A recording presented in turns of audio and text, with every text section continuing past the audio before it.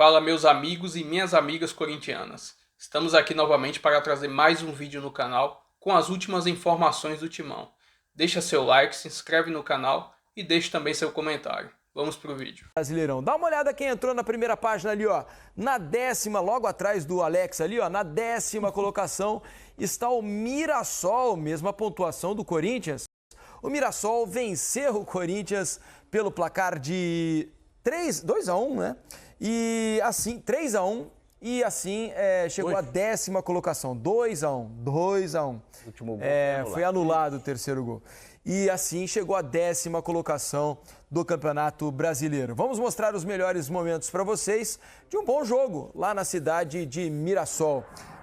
Agora um jogo abaixo do Corinthians de novo, fora de casa, né? Como o Corinthians não consegue repetir as atuações que tem na Neoquímica Arena, o Alex? Então, cara, eu achei o jogo do Corinthians, ele tentou colocar... Aí só para falar do pênalti, né? Esse é o lance chave, acho, do jogo. É uma defesaça, né? Porque ele tá caindo, um poder de reação. Cavada no pênalti. Cavada vai lenta, né? Vai, o Walter cai e consegue levantar a tempo de defender o pênalti. Ali o Corinthians poderia já ter aberto o placar, estava 0-0 no momento, né, Alex? Ele colocou o Coronado para jogar lá na beirada, na linha de 5, que às vezes poderia estar por dentro, isso também não mudou, mas o Corinthians num jogo lento, né? E esse jogo lento, a bola não chega, a hora que teve a oportunidade do pênalti para sair ganhando, não foi aproveitado, e esse jogo lento acabou para um time que é forte, igual do Mirassol jogando em casa, mesmo o Corinthians saindo ganhando, ele seguiu com essa questão, a posse de bola, eu vou transitar, eu transito um pouco mais lento, eu demoro a ocupar o campo de defesa do Mirassol, e nesse sentido ele tentou se equilibrar um pouco mais, mas o Corinthians, aquela dificuldade que a gente sabe que às vezes não é fácil, mas seria o mais simples, que é a parte emocional de você sustentar essa parte toda. E tem esse Aí lance. tá o lance que pra mim, daqui a pouco a gente vai ouvir o PC. Mas não tem bola em disputa, né? Pra mim é pênalti, né? Mas o Mirassol, ele acaba realmente tirando proveito disso, né? E o Corinthians fica um pouco frouxo também, assim, na marcação, nesse sentido, do jeito que ele jogou. E esse jogo lento, acho que acabou... Ele só acelerou um pouco mais por causa do time do Mirassol do que do Corinthians, né? Para o Mirassol, como a gente já previa antes do jogo, né, Mansur? Seria um adversário difícil para o Corinthians bater, tem vendido os resultados sempre de maneira muito dura, compete demais esse time pelos resultados. A marca do Mirassol no campeonato, para mim, é que ele não é aquele time de, provavelmente, um menor investimento, dos menores orçamentos da Série A, e ele não leva isso para o campo sob a forma de... eu preciso, então, jogar acuado, defendendo a minha área e tentando uma escapada. O Mirassol joga o jogo. O primeiro tempo que não tinha acontecido, quase o Corinthians sai ganhando no primeiro tempo, que não tinha acontecido muita coisa, né? Onde tinha alguma vantagem que o Corinthians podia estabelecer, para mim, é que o Mirassol pressionava o Corinthians, um atacante pressionando os dois zagueiros, um dos meias pegando um dos volantes, os outros dois meias praticamente igualando a marcação 3 contra 3 no meio, onde surgia a possibilidade do Memphis, que era o 9, entre aspas, na formação inicial do Corinthians, sair, ou ele arrastaria um zagueiro, ou ele faria uma superioridade no centro do campo. Às vezes o Corinthians encontrava um passe direto para ele, mas a jogada não tinha sequência. O Corinthians consegue o primeiro gol no gol após um escanteio, né, no gol do Kaká. Segundo tempo, falha de marcação da defesa do Mirassol. Ninguém subiu. Tinham 11 jogadores ali dentro da área lá, e só um sobe. Só o jogador do Corinthians, só o Kaká, né? No segundo tempo, o Mirassol é melhor time do que o Corinthians. Melhor do que o Corinthians, especialmente numa atuação ruim da linha defensiva do Corinthians. O lado direito sofre muito na parte inicial do segundo tempo. Em uma das jogadas que o Mirassol criou, sai esse lance da ultrapassagem do Reinaldo e o gol. Depois, dificuldade de defender profundidade, defender bola longa. Quando o Mirassol tentava sair numa bola mais longa, o Corinthians teve dificuldade. Uma dessas bolas longas saiu o segundo gol e sairia o terceiro, que acabou anulado por causa de impedimento. E um ponto de criatividade, ficou mão. o Maicon começando a jogada. Para começar aqui, tudo bem, tá ok, com o Bidon aqui do lado.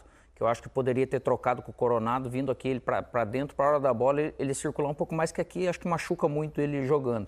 Só que aqui era o Ranieri. O Ranieri, muitas das vezes, ou estava de costa, ou de lado, ou chegando na área. Lógico que não é a característica, não é nem a função, mas não é a característica dele. Você tem força para pressionar, mas você perde em qualidade técnica. Assim, claramente, assim, um trabalho iniciando e que está tateando para tentar encontrar uma formação que se equilibre. Isso. Porque o Corinthians, antes da chegada do Dorival, uma das questões é que ele não se equilibrava.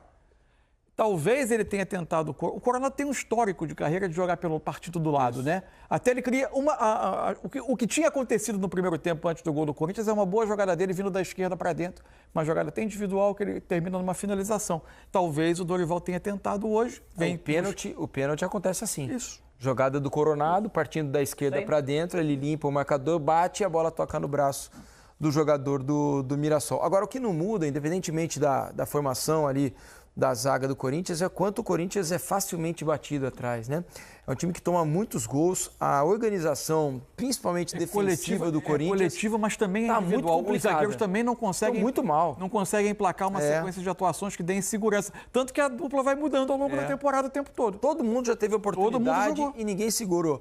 E o Tchoca, né, que começou ali a mostrar que poderia, de repente, jogar, no primeiro erro, a impressão que dá é que ele foi jogado aos leões, né? Jogado para escanteio. Virou a última opção. E os outros entram e continuam errando assim Outros como tendo ele. mais oportunidade, ele não. Pois é algo curioso. Sobre a cavada, Alex, do Memphis, porque sempre quando acontece um lance como esse, quando o gol sai, aí vocês da imprensa vão vir aqui e vão dizer, mas ele é um gênio. Mas que genialidade, mas que gol fantástico, a coragem de fazer isso e tal. Quando o gol não sai, como foi o caso de hoje, mas não pode fazer isso. Pô, mas num jogo como esse, 0-0, ele vai dar uma cavada dessa? E aí, Alex, a gente tem que saber um pouco o que quer, né? Cara, o risco de você... O erro, você chutando forte, você cavando, o erro é erro. Isso é um fato. Lógico, quando você vai tentar fazer algo mais incrementado, e o incrementado dele saiu mal, porque ele bateu e a bola foi muito lenta. E foi pro lado onde o goleiro tá indo, né? Então não foi algo... Não sei se ele é acostumado a fazer ou não. Então, obviamente, quando acerta é lindo, mas quando erra, realmente a crítica vem, pô. Para mim, o erro maior desse lance... Dos jogadores do Mirassol. O jogador tirar satisfação. Isso é inacreditável. Gente, é uma opção, inacreditável. Uma opção técnica dele. Claro. Que acabou sendo infeliz. Agora, ele não estava debochando de ninguém. Ele bateu o pênalti da maneira que ele achou que ele ia fazer o gol. Você sabe que isso repercutiu até nas redes sociais. Vou lembrar aqui, vou ver se eu acho. Um dos jogadores do Mirassol, vou me lembrar daqui a pouco quem foi, fez um post nas redes sociais dizendo que era fã do Memphis e tal, e que depois de hoje deixou de ser. Porque faltou humildade e tal. O cara decidiu bater com cavadinha, errou. Porque bateu com cavadinha, o cara é desumilde, o cara é metido. É uma coisa... Pena que fez falta. Futebol tem uma melindragem, às vezes, que é inacreditável. Os companheiros ficarem bravos com o Memphis, ainda ok. Arquibancada, talvez. Arquibancada. É mais difícil aceitar, né? Agora, o rival, olhos de quem tá vendo o adversário... jogo, é mais difícil aceitar o pênalti perdido numa batida assim do que o pênalti perdido mais convencional. O adversário de ir lá e cumprimentá-lo. Muito obrigado, seu Memphis, por ter errado o pênalti. Muito obrigado. Sagrado, é isso. Vamos trazer Paulo César de Oliveira, que nunca bateu um pênalti de cavadinha. Ele está aqui para conversar com a gente sobre agora esse jogo do Corinthians, porque a gente tem dois lances aqui para discutir. Para começar, PC, o pênalti que originou nessa cobrança do Memphis e que acabou não resultando no gol, né, PC? É isso, jogo apitado pelo João Gobi, que fez a sua estreia hoje na Série A, nessa temporada, né? Já tinha apitado nos anos anteriores, sentiu um pouco o jogo, estava um pouco sem o controle ali. Acabou dando sequência nesse chute do Coronado e aí tem a intervenção do árbitro de vídeo, do Márcio Góes, porque tem uma ação de bloqueio do Neto Moura. Ele tem uma ação com o braço direito, né, amplia o espaço do corpo e numa ação de bloqueio, repara, esse ângulo é bom por trás do gol e aí o VAR, sempre analisando o ponto de contato, aquele braço aberto, ampliando o espaço, recomendou a revisão e o pênalti foi bem marcado a favor do Corinthians, no chute do Coronado. Acho que também não tem muita discussão, né? Zero. Vamos ao próximo lance, que os jogadores do Corinthians também pediram um pênalti do Lucas Ramon no Coronado, dentro da área. Até me antecipei um pouquinho aqui sobre a minha opinião, mas quero ouvi-lo, PC. Não, mas esse sim, eu acho que cabe bastante discussão na jogada, porque o jogador, o José Aldo, ele é imprudente. O Coronado, ele chuta a bola. A gente tem falado muito sobre essa questão de contato, de disputa na área, mas ele está se posicionando para dominar aquela bola que subiu, está se posicionando para poder dominar. E aí a ação do José Aldo é uma ação imprudente, é com impacto nas costas. A gente sempre fala muito a questão de contato, quando causa impacto ou não. Mas para mim é uma ação que tem impacto, que é imprudente, que ele não... a imprudência é disputar a bola sem atenção, sem precaução. E quando é o contato nas costas, a gente precisa avaliar o impacto. E tem impacto, sim, nas costas do Coronado.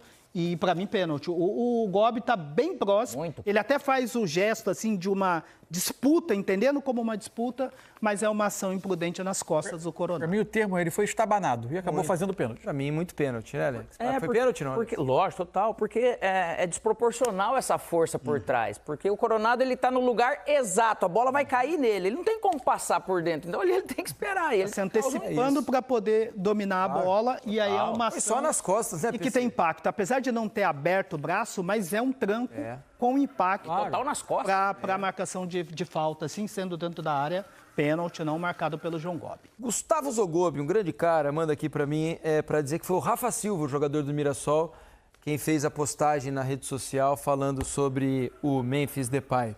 Valeu, Gustavo, obrigado pela mensagem e pela audiência. PC, por hoje é isso? Maravilha, por hoje é isso. Eu nunca bati um pênalti de cavadinha, porque eu era o terceiro goleiro de um time juvenil lá em Cruzeiro. Eu nunca jogava, era ruim pra caramba. Mas você também não tem tamanho de goleiro, né, PC? Então, por isso que eu era o terceiro. Futsal. Graças a Deus, resolvi apitar e aí me tornei árbitro de futebol. Bom demais. É isso. Valeu, Valeu. PC, obrigado, hein? Abraço, boa Amanhã sequência tem pra você. mais. Paulo César de Oliveira falando com a gente.